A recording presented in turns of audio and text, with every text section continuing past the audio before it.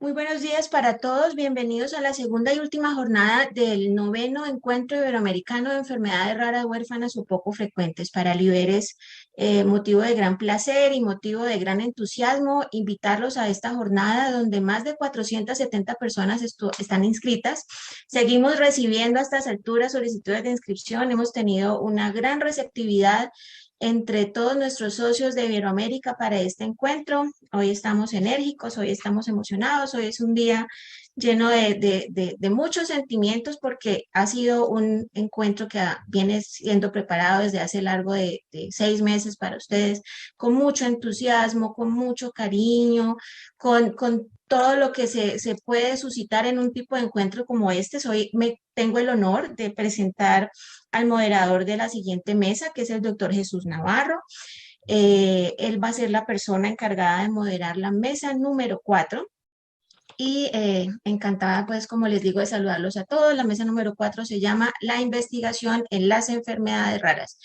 Bienvenido, Jesús. Muchas gracias, como siempre, por tu receptividad y por estar al lado de Aliber, haciendo parte de este equipo maravilloso que conformamos. Te doy los buenos días y te entrego esta jornada del Encuentro Iberoamericano. Muchísimas gracias. Para mí siempre es un gusto saludarlos. Para mí siempre va a ser un gusto participar. Desde hace muchos años estamos activos en el movimiento asociativo y nos da mucho gusto que estemos celebrando el noveno Encuentro Iberoamericano de Enfermedades Raras, Huérfanas o Poco Frecuentes. Esta vez con el título La atención integral de las enfermedades raras, huérfanas o poco frecuentes como un desafío global.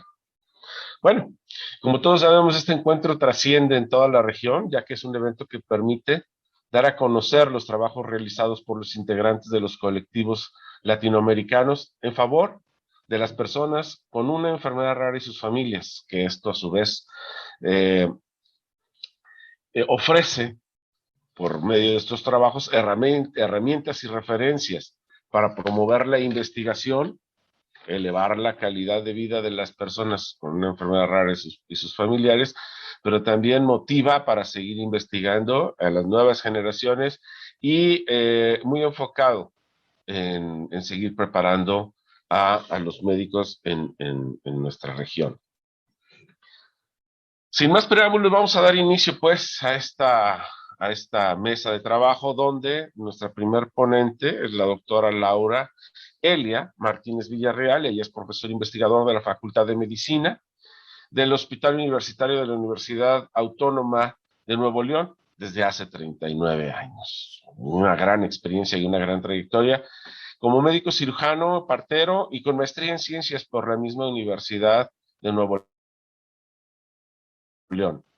Doctorado en Medicina con orientación a la pediatría por la Universidad Autónoma de Madrid, miembro del Sistema Nacional Mexicano de Investigadores nivel 2, con especial interés en enfermedades genéticas, errores innatos del metabolismo y tamiz neonatal.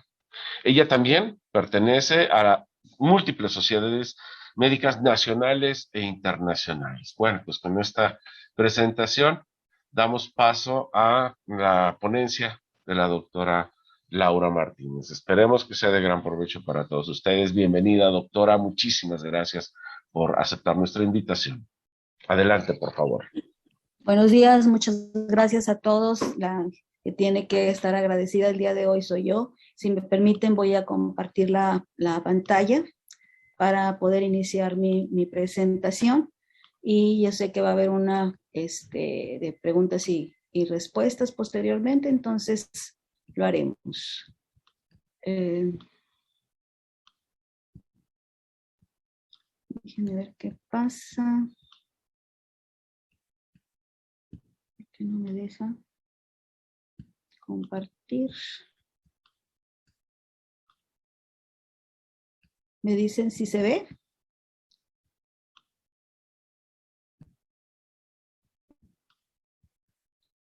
¿Sí se ve o no se ve? Sí, doctora. Sí se ve. Ok, nomás dije entonces ponerle pantalla completa.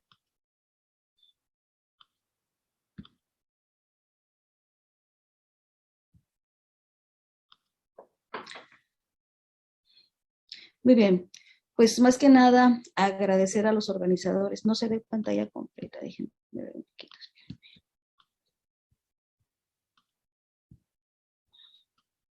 Agradecer nuevamente a los organizadores de este Encuentro Iberoamericano de Enfermedades Raras, Huérfanas o Poco Frecuentes, y pues desde luego felicitarlos por esta iniciativa.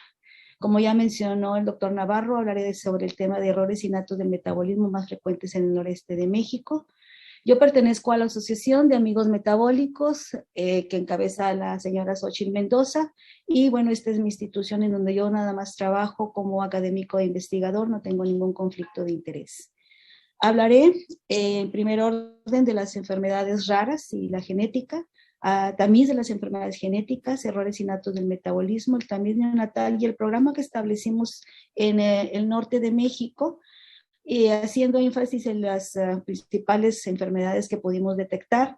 Hablaré un poquito sobre cómo es el estado del tamiz en Iberoamérica, particularmente Latinoamérica, las perspectivas y algunas conclusiones. Desde luego que estas enfermedades que se llaman raras, poco frecuentes, que yo diría más bien somos ignorantes porque no las diagnosticamos, porque no hemos hasta ahora empezado a tener herramientas a través de las cuales se puede identificar, y en la actualidad se conocen ya más de 7,000 enfermedades raras. ¿Serán raras si afectan alrededor de 150 millones de personas en el mundo? Pues habría que ponerse a pensar en esa pregunta. Yo creo que es importante que estos foros se sigan haciendo porque cada vez más vamos a ir descifrando o descubriendo estas enfermedades y vamos a ver que en realidad no son tan raras. La mayoría de ellas, el 80%, son de origen genético y se empiezan a presentar desde la infancia en un 70%. Desde luego que para poder hacer estrategias que nos lleven a mejorar la calidad de vida de los pacientes que tienen estas enfermedades o estas condiciones, hay que establecer la prevención. Y dentro de la salud pública existen 3 niveles de prevención. La primaria, en la cual pudiéramos decir antes de que el defecto se geste, como lo es el ya conocido programa de administración de ácido fólico preconcepcional para la prevención de los defectos del tubo neural, entre otras cosas. Hablamos de prevención secundaria, particularmente en estos casos, cuando a través de distintas pruebas bioquímicas, ultrasonido, pruebas moleculares, podemos hacer la detección de estas enfermedades durante el embarazo y de esta manera sí preparar a la pareja, preparar a los médicos para el nacimiento de un niño con una condición. Y finalmente tenemos la prevención terciaria, en donde entra nuestro tamiz neonatal. Primero quisiera decirles que dentro de las enfermedades genéticas, el tamizaje o esta pesquisa de estas condiciones se puede hacer en diferentes etapas de la vida. Se puede hacer en la etapa preconcepcional, cuando la pareja ya conoce que hay antecedentes o cuando piensan que puede haber un riesgo, y se puede determinar ya bajo un asesoramiento genético si ellos están pues decididos a tener ese riesgo o utilizar algunas estrategias como viene siendo la fertilización asistida con un diagnóstico preimplantación. Como ya mencioné, en la etapa prenatal, a través de diferentes pruebas, el tamiz neonatal, del cual hablaremos más tarde, pero incluso en la consulta médica, en el pediatra, a través de la historia clínica, la exploración detallada, puede identificar niños que puedan tener ciertas características o ciertas condiciones, si se piensa desde luego en alguna enfermedad genética. O simplemente el establecimiento de un árbol genealógico en el cual se presente una condición de manera más frecuente que la población general, pues hay que sospechar que es una condición genética, y cuando esta ya se conoce, pues hay que ir a buscar a los portadores. Particularmente hablaremos del tamiz neonatal. ¿Y qué es el tamiz neonatal? Pues no es más que diferentes estrategias o herramientas que se utilizan con la finalidad de detectar en el nacimiento y poder identificar alguno de esos niños que todos parecen normales antes de que se manifieste la enfermedad o la condición. Y es que aparentemente el niño puede estar sano y a los pocos días o a las pocas horas de haber nacido presentar una descompensación metabólica que lo lleve a estar internado en cuidados intensivos, o tal vez más tarde, cuando el niño nos demos cuenta de que tiene alguna condición fisiológica como es la sordera congénita, o probablemente alguna condición hormonal como lo es el hipotiroidismo congénito, o en ocasiones una malformación no visible y que puede después llegar el niño con una condición ya más severa. Luego entonces el tamiz neonatal, ¿sí? El objetivo del tamiz neonatal es la detección temprana de estas condiciones para poder hacer una intervención oportuna para prevenir la discapacidad y la muerte. de tal manera que se ha considerado como una estrategia de salud pública de más costo-beneficio en los últimos años dentro de las 10 primeras estrategias para mejorar la calidad de vida de los pacientes y disminuir la mortalidad infantil. Luego entonces se debe entender que el tamiz neonatal no es una prueba, sino más bien es un programa. Y el tamiz neonatal, a veces hablamos que ampliado y cuántas enfermedades, pues esto va a depender mucho de las capacidades que se tengan dentro de una región, dentro de un país, para poder hacer la detección de estas condiciones y sobre todo la voluntad política para hacerlo. Está en la toma de muestra de la sangre del talón del niño colocada en gotas de papel filtro, en el cual se pueden hacer distintas pruebas metabólicas, incluso moleculares a través de la extracción del DNA. Está también el tamiz auditivo para detectar de manera temprana la sordera congénita a través de un equipo de emisiones otoacústicas, o las cardiopatías congénitas a través del pulsoxímetro, o también la prevención de la retinopatía del prematuro. Depende de las herramientas con las que se cuente en esa institución, es la capacidad que se va a tener para poder establecer un diagnóstico temprano de estas condiciones. Luego entonces, como ya lo mencionamos, el diagnóstico precoz que nos lleva a un tratamiento oportuno y mejorar la calidad de los pacientes. Una buena noticia es que ya muchos laboratorios en todo el mundo están trabajando arduamente para llevar a cabo tratamientos de estas enfermedades, pero necesitamos diagnosticarlas, necesitamos identificarlas para que se pueda llevar a cabo esta investigación sobre los tratamientos que se pueden dar para estos pacientes. La aplicación del tamiz neonatal se inició con enfermedades que provocaban discapacidad intelectual. Luego entonces se fue ampliando para muchas otras condiciones, como lo veremos que existen ya también para distrofia muscular de Duchenne, para aneuploidías cromosómicas, etc. Hoy hablaremos sobre la aplicación del tamiz neonatal enfocado a los errores innatos del metabolismo. ¿Y qué son los errores innatos del metabolismo? Pues son enfermedades genéticas, las cuales tienen diferente patrón de herencia. Afortunadamente la mayoría son autosómicas recesivas, eso quiere decir que papá y mamá los dos deben ser portadores de la mutación para que el niño haya heredado esas dos mutaciones y presente esta alteración en el metabolismo de los compuestos de la dieta. Los niños pueden poder metabolizar las proteínas, las grasas, los azúcares de la dieta, debido a que tienen una alteración en la enzima, que es la responsable de convertir un sustrato a un producto. O sea, un compuesto de la dieta a un producto. Y entonces, cuando esto no sucede, lo que vamos a tener es una disminución importante del producto que puede traerle como consecuencias a los niños alguna alteración. Si hablamos de fenilcetonuria, por ejemplo, el niño no puede metabolizar la fenilalanina, que sería el sustrato, la cual se acumula resultando tóxica para el paciente, sus metabolitos, sus compuestos. Y por otro lado tendríamos la deficiencia de tirosina, que sabemos que enseguida uno de los pasos siguientes va a ser la formación de neurotransmisores con el consecuente daño en la salud del niño.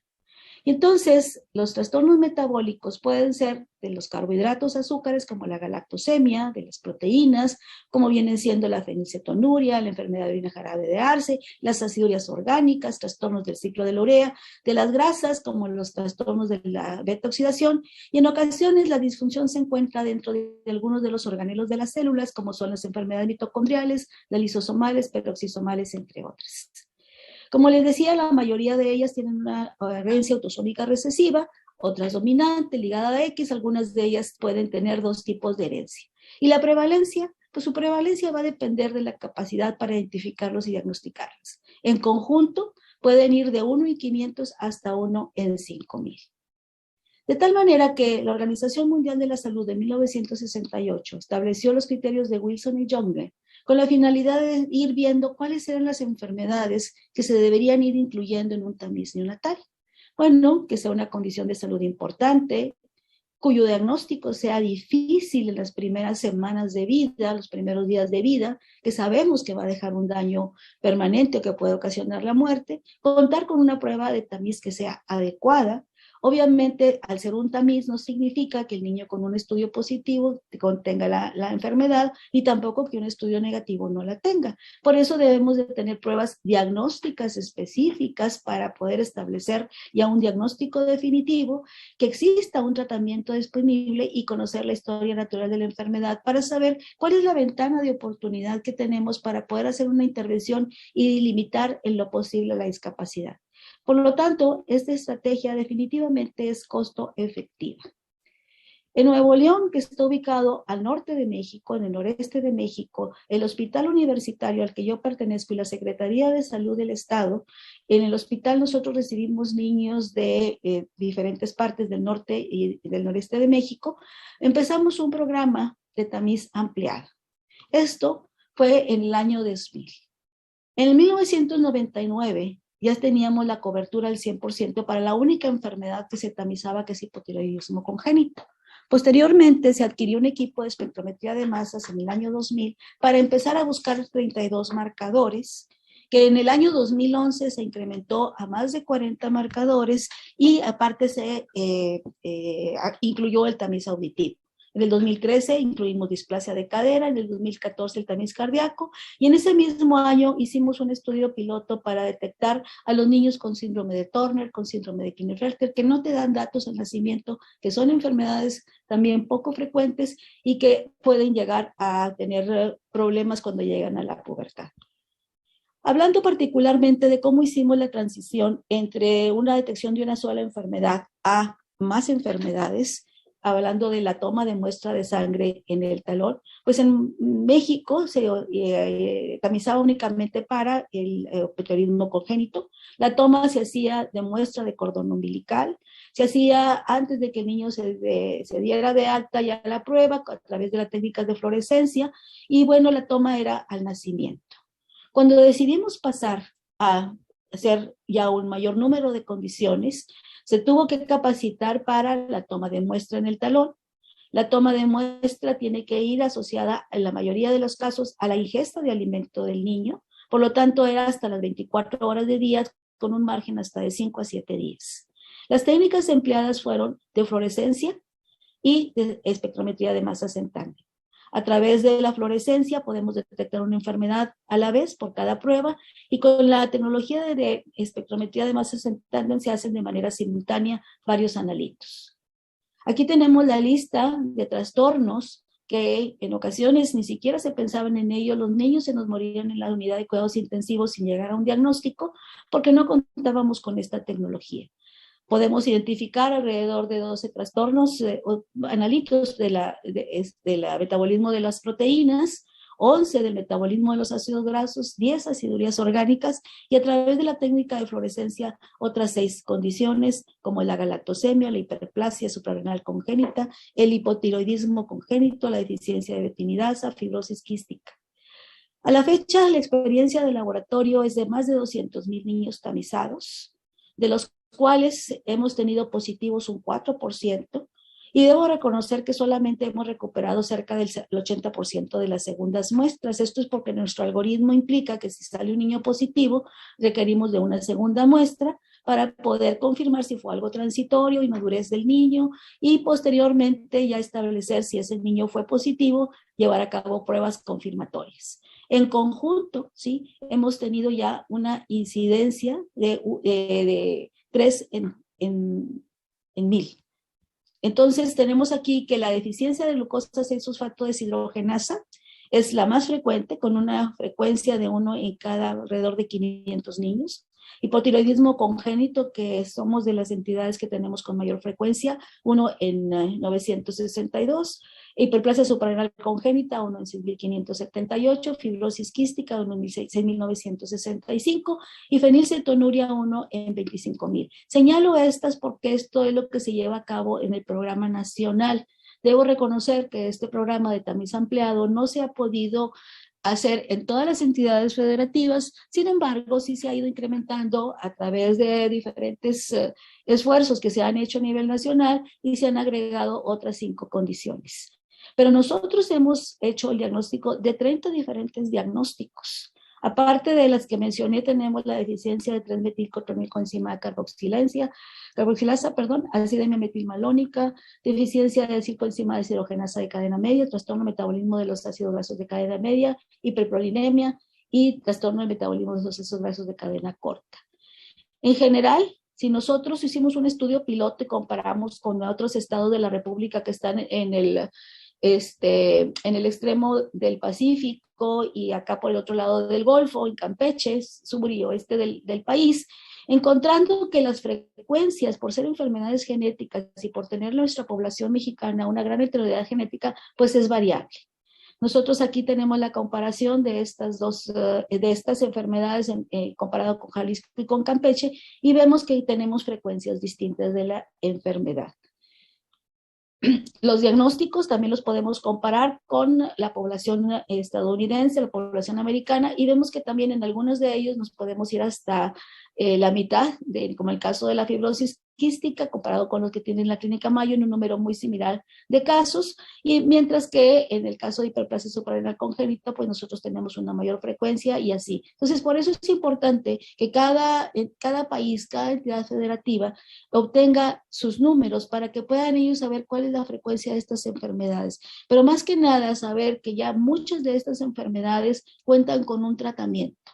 Un tratamiento que, si se hace el diagnóstico oportuno, puede prevenir la discapacidad y la muerte en estos infantes.